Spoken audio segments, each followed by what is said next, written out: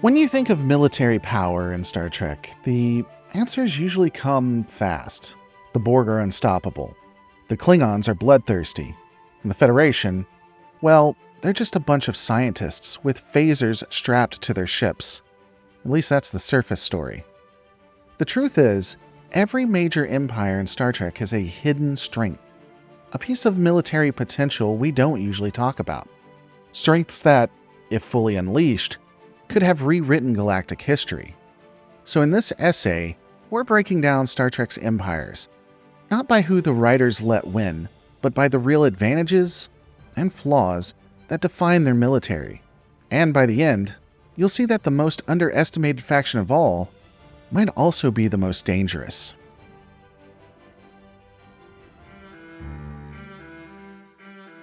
Let's start with the Federation. On paper, Starfleet is the least threatening power in the quadrant. They're explorers first, scientists second, and warriors a distant third. Their ships double as research labs, their captains are trained in diplomacy, and they'll bend over backwards to avoid a fight. At least, that's the myth. But peel back the image, and you find something different. Starfleet is a pacifist war machine, an organization that downplays its true power, while quietly maintaining one of the most advanced militaries in the galaxy. Take ship design. The original Constitution class was billed as an explorer, yet it could fight Klingon and Romulan cruisers on equal footing. The Galaxy class was called a deep space survey vessel, but in reality, it was a mobile dreadnought with enough firepower to level a continent. And when the Dominion showed up, suddenly the Defiant class appeared, a starship that threw away the Explorer pretense and became a pure warship. Even the Enterprise E, a sovereign class, bristled with torpedo launchers. But Starfleet never officially admitted it was a battleship, because the Federation doesn't call its weapons what they are. They call themselves explorers. Technology is another hidden advantage.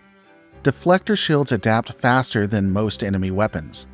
Torpedoes evolve from photon to quantum, giving Starfleet an unmatched punch.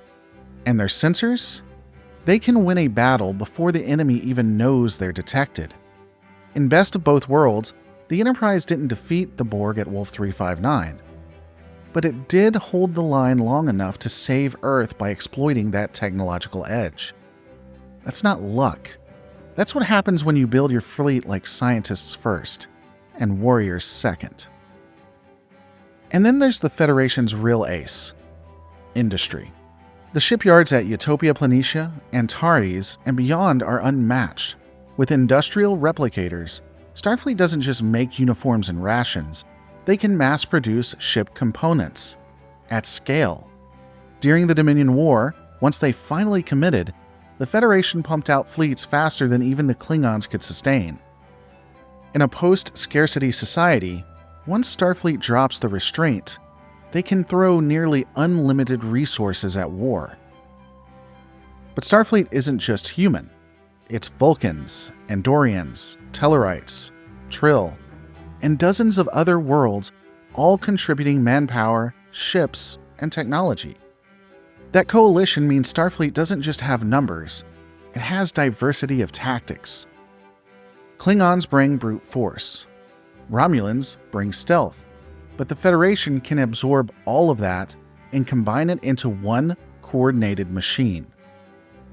And then comes the Federation's most underrated weapon: ideology.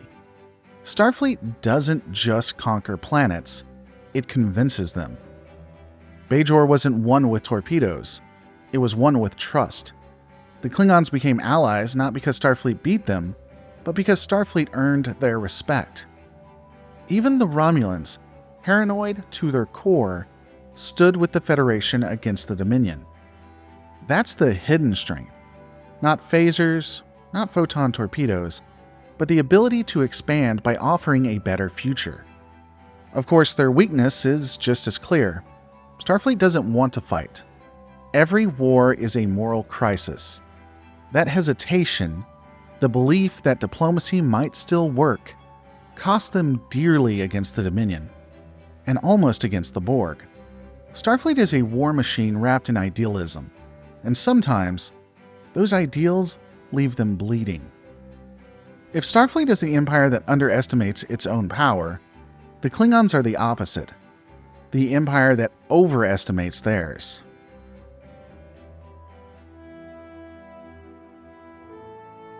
If Starfleet hides its true power, then the Klingons are the opposite. They shout it from the rooftops.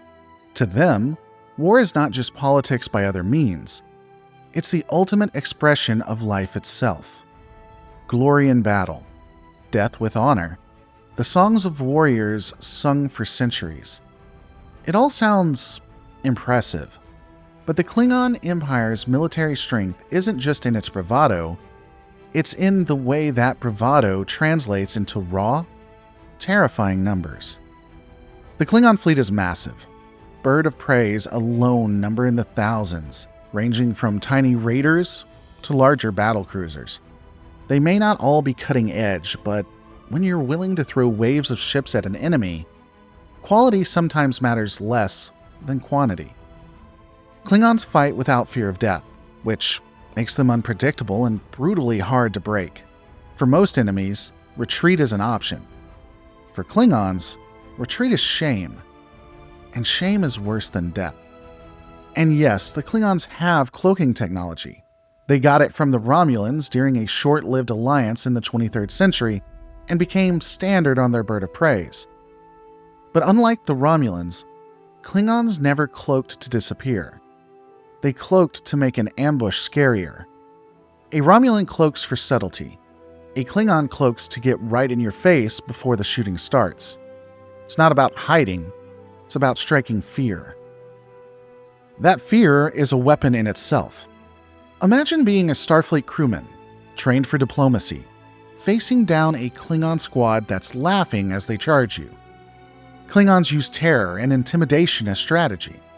Even their warships are designed to project menace. Birds of prey swooping out of cloak, Vorcha battle cruisers looming overhead, Negvar flagships bristling with weapons. A Klingon attack isn't just an attack. It's a declaration that you're the prey, and they're their hunters. And while the stereotype paints Klingons as reckless, they can adapt when pushed. During the Dominion War, they shifted tactics to raid supply lines, destroy Ketracel White depots, and even hit Dominion ships deep in Cardassian space. For all the chaos of their politics, Klingons know how to unify in war, and when they do, their fleets are genuinely dangerous. This is the untold strength of the Klingon military: resilience. They can take staggering losses and keep fighting. They can lose fleets, lose worlds, even lose their chancellor, and still rally, because war isn't a means to an end for them. It is the end. Other empires fight to survive. The Klingons fight because fighting is survival. But resilience doesn't solve everything. The High Council is riddled with corruption. Houses plot against each other, and loyalty shifts with the political winds. Long-term strategy is nearly impossible. In peacetime, the empire stagnates. In wartime, it burns bright, but it also burns itself out. The Dominion didn't defeat the Klingons, but if the war had lasted longer, the empire might have defeated itself. And where the Klingons wear their power on their sleeve, the Romulans do the opposite. Their real strength lies in what you never see coming.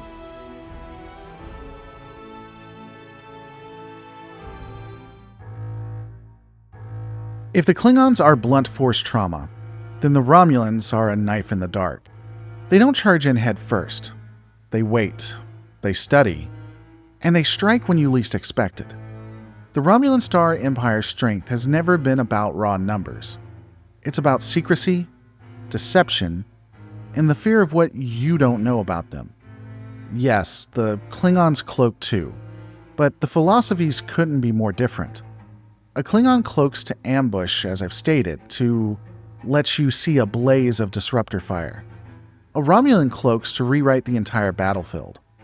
Whole fleets vanish, infiltrators slip across borders, and wars can be won without firing a shot. Cloaking isn't just a tool for them, it's an identity.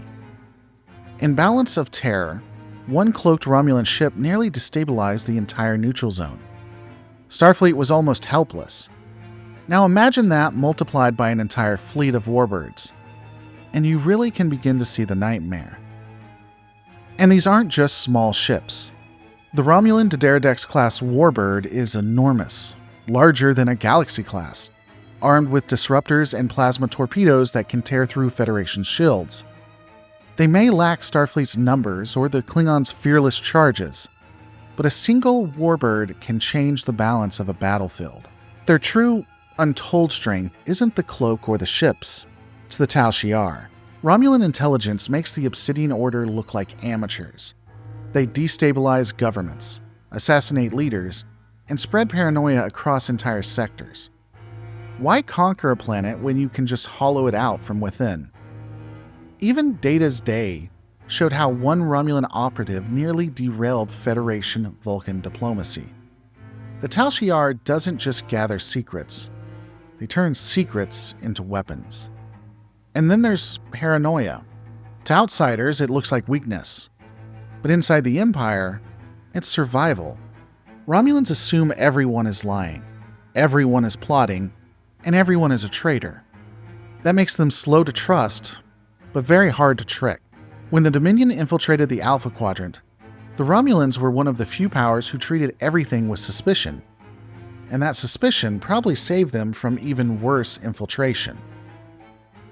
But secrecy comes at a cost. Fleets are underused because no one shares information. Alliances crumble because Romulans can't stop second-guessing their partners. Even during the Dominion War, they had to be tricked into joining the fight. Unlike the Federation, they don't build coalitions. They build walls. And no matter how strong these walls are, walls alone don't win wars. If the Romulans are shadows and whispers, then the Dominion is something else entirely. Not hidden, not subtle, but a war machine crafted from the ground up to conquer, rule, and never stop expanding.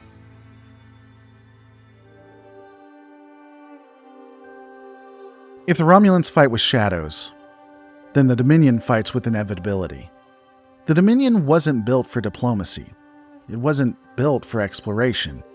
It was engineered from the ground up as a war machine. Every element of its society exists to serve conquest. And that's not me making a metaphor, that's literal. The Jem'Hadar are the most obvious symbol of this design.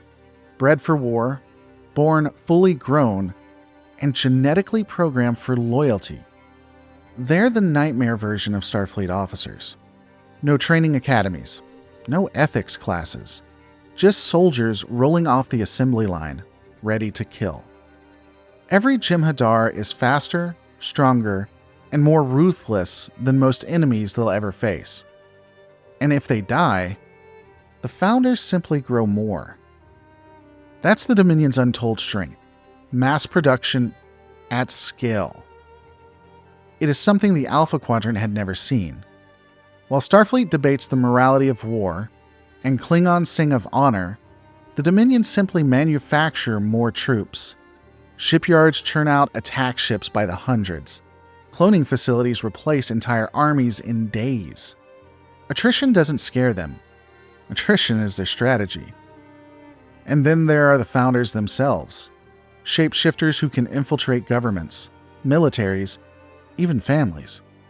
Before the Dominion ever fired a shot, they had already destabilized the Alpha Quadrant. Remember Admiral Layton's coup in Homefront and Paradise Lost? That was fueled by changeling paranoia. Even the mighty Klingon Empire was tricked into war with the Federation because of one founder disguised as Martok. The Dominion doesn't just win wars with fleets. They win them before the shooting starts. The Vorta, meanwhile, act as a perfect middle management.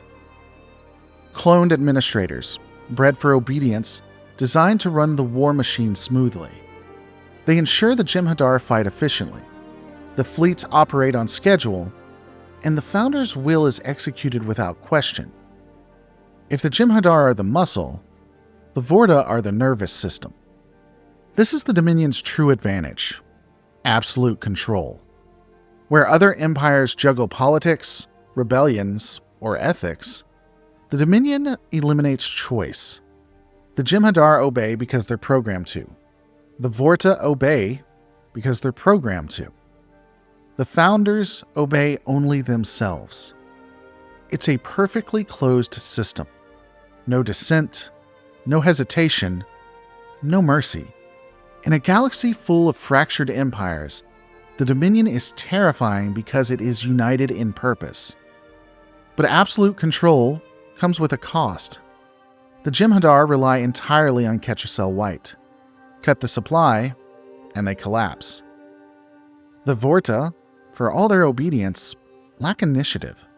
When they go off script, they're often helpless.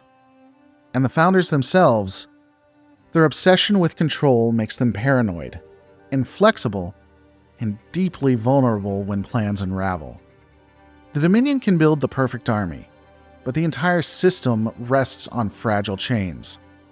Break one, and the rest begins to crumble. If the Dominion is a war machine crafted by gods, then the Borg are something even worse: a war machine that builds itself.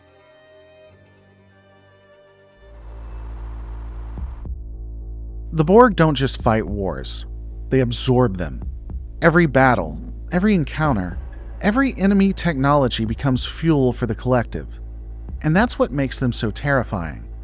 Where other empires reach a limit, the Borg never stop growing. The Borg's most obvious weapon is assimilation. A single drone can overrun a ship, convert its crew, and add their knowledge to the hive mind. A single cube can wipe out fleets, then recycle the debris into new technology. It's not just conquest, it's exponential growth. The more you resist, the more you feed them. Against the Borg, every battle you lose makes them stronger, and every battle you win only delays the inevitable. But their untold strength isn't just assimilation. It's the speed of adaptation. Phasers that worked 1 minute are useless the next. Shields reconfigure mid-battle. Even entire governments, like the Federation, Klingons, and Romulans, have spent decades trying to find one silver bullet that works against the collective. And every time, the Borg adapts. And unlike the Dominion, the Borg don't need supply chains or shipyards. A cube can self-repair, self-replicate, and self-upgrade. When the Federation builds fleets, and the Klingons rally warriors, Borg just keep assimilating until an armada literally builds itself out of the wreckage of the last battlefield. The Borg don't rely on tactics the way other powers do. They don't need to. They advance in perfect synchronization, overwhelming enemies through sheer inevitability. A single cube is a fleet unto itself. A single sphere can cripple planets.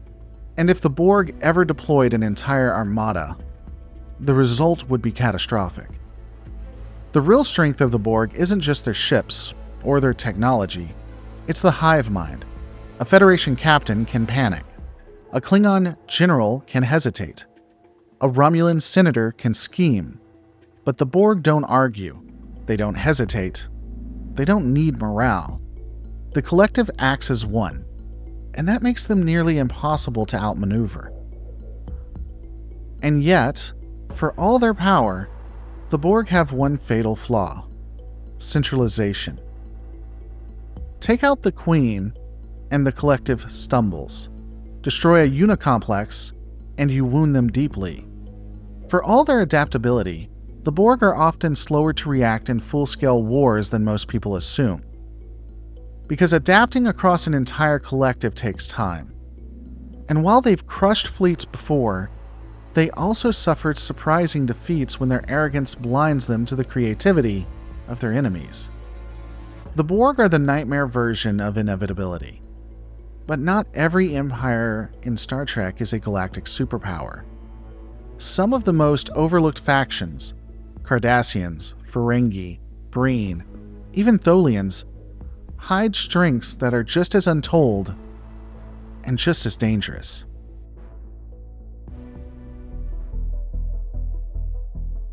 When people talk about the great powers of Star Trek, it's usually the big four: Federation, Klingons, Romulans, and the Borg. Sometimes the Dominion gets added to that list, but the galaxy is full of other empires, smaller, stranger, often overlooked, that have their own hidden military strengths. And sometimes, those strengths are exactly what make them dangerous. Take the Cardassians. On paper, they're weaker than the Federation or Klingons. I've always stated that they're a regional power, but their real strength is endurance. Cardassian fleets are designed for attrition warfare. Cheaper, easier to maintain, and backed by brutal efficiency. Their military doctrine isn't about flashy victories. It's about grinding you down, slowly bleeding you until you collapse. And let's not forget the Obsidian Order, their intelligence service, which rivaled even the Tal Shiar before its destruction. The Cardassians don't win wars quickly, they win them by making you suffer longer than they do. Everyone jokes about the lobes and profit, but underestimated here is how effective economics can be as a weapon. Ferengi fleets aren't impressive, but they don't need to be. The Ferengi sell weapons to both sides, manipulate supply chains, and exploit markets. During a long war, a Ferengi arms dealer can do more damage than an entire fleet, because every torpedo your enemy fires might have been sold to them by a Ferengi. In a galaxy where resources decide wars, the Ferengi don't just survive. They get rich doing it. The Breen, meanwhile, are one of the strangest cases.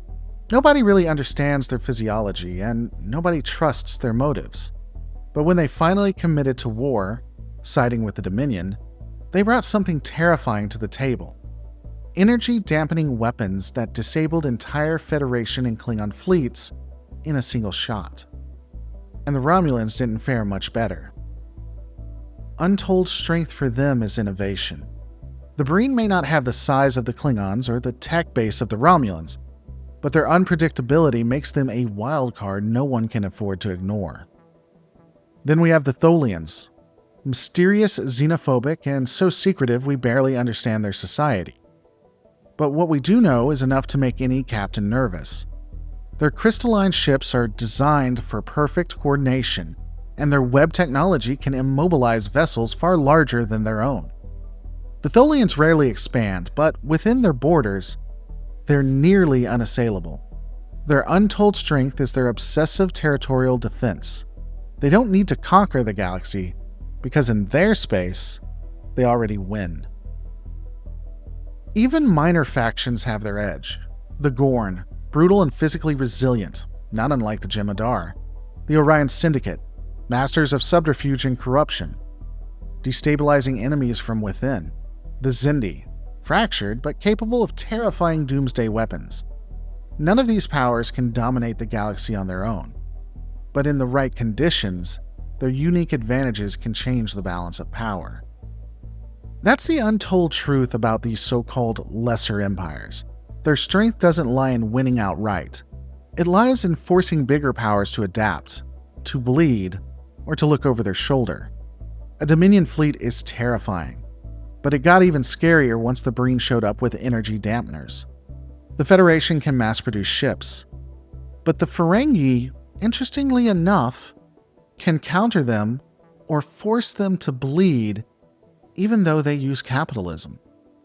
And the Cardassians, they remind everyone that even if you win the battle, you might still lose the war of attrition. So now we've seen the hidden strengths of the major and minor powers. But what happens if all of them went to war at once? Who rises? Who falls? And who would truly stand at the end?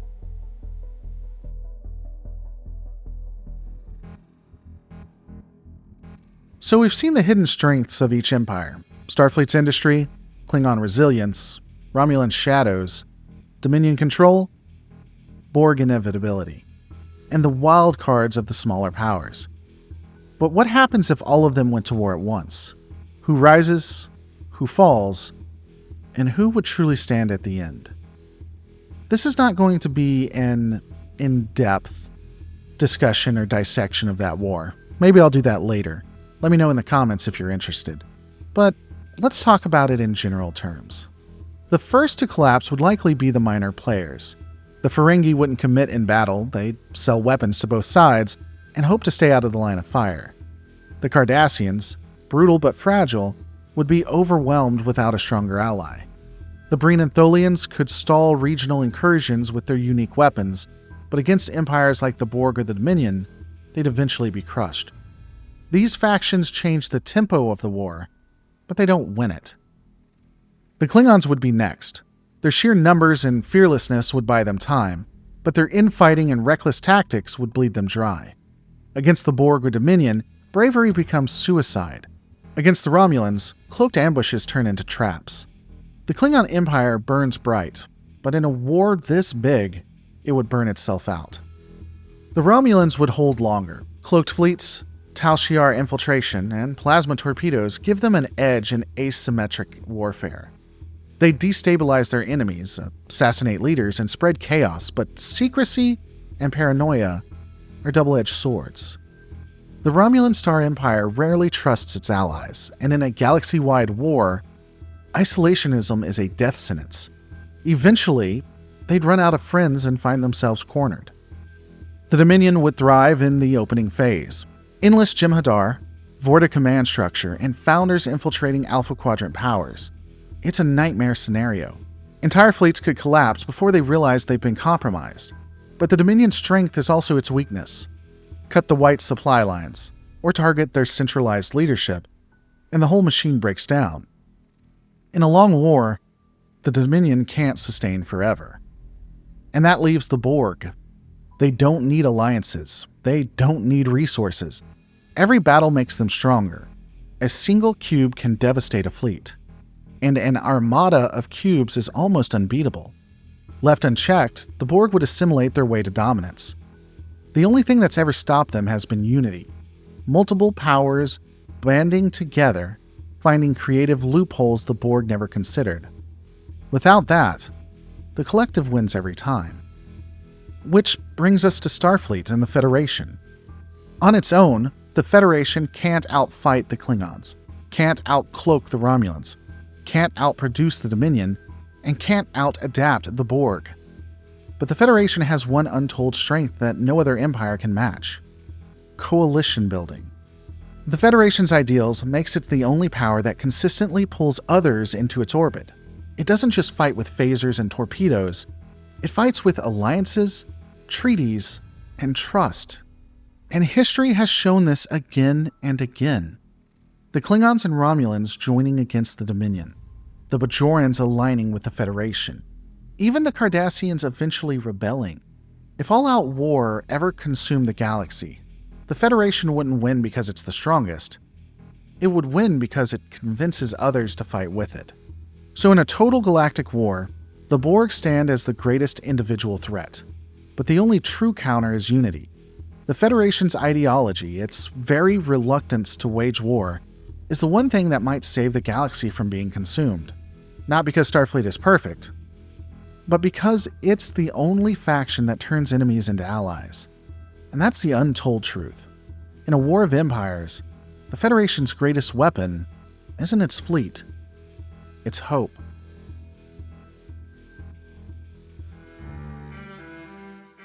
So what does all this mean for Star Trek's vision of power?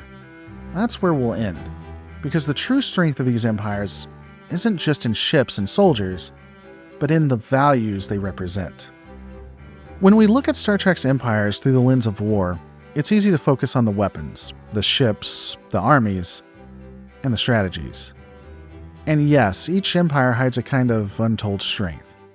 Starfleet's industry, Klingon resilience, Romulan shadows, Dominion control, Borg inevitability, even the Breen's unpredictable innovations. But the truth is, Star Trek has never been about who could win in an all-out war. It's about what those strengths say about each culture. The Klingons remind us that passion can be both a strength and a weakness. The Romulans show us how secrecy can protect and destroy you. The Dominion proves the dangers of control without freedom. And the Borg, They embody the terror of a future where individuality is lost. The Federation's strength, hidden in plain sight, is that it's the only empire that fights not for conquest, but for unity. And in a galaxy defined by endless wars, that might be the most powerful weapon of all. Because in the end, the untold military strength of Star Trek's empires isn't in their fleets.